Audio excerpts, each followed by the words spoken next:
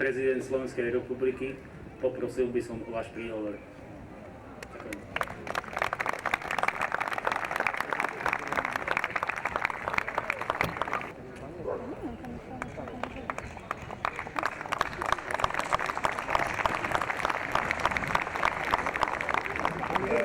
Ďakujem pekne.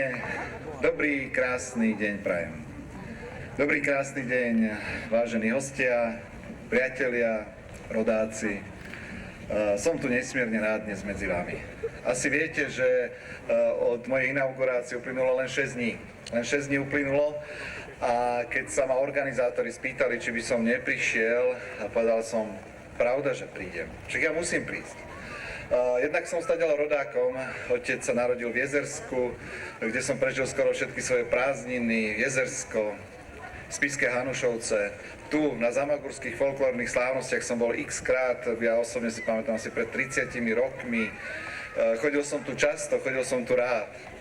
A keď tu možno som dostal tu prísť medzi vás všetkých pozdraviť, povedal som, určite prídem. A to je jedno, že som prezidentom ešte len 6 dní a že roboty je spústa, tu musím prísť.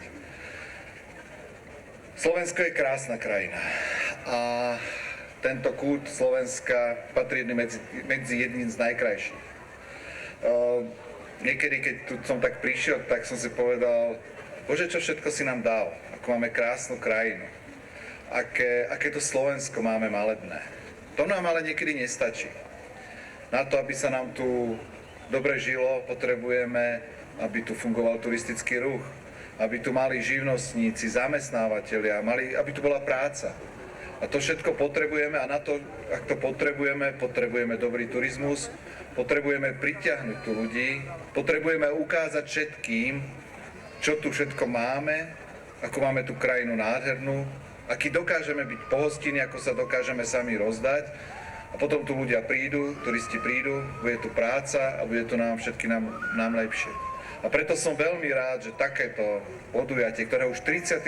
ročník, čo je nádherné číslo, dnes otvárame, že tu takéto podujatie máme.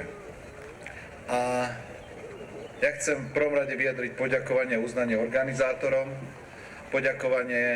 uznanie účinkujúcim, ktorí nás o chvíľku všetkých potešia. Poďakovanie vám, že ste tu prišli a chcem vyjadriť presvedčenie.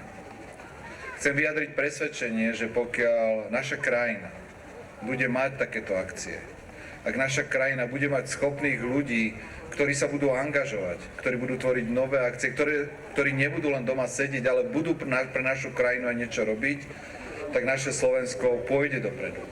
Ja ako prezident, verte mi, spravím všetko preto, aby som našej krajine pomohol, ale potrebujem aj vašu pomoc.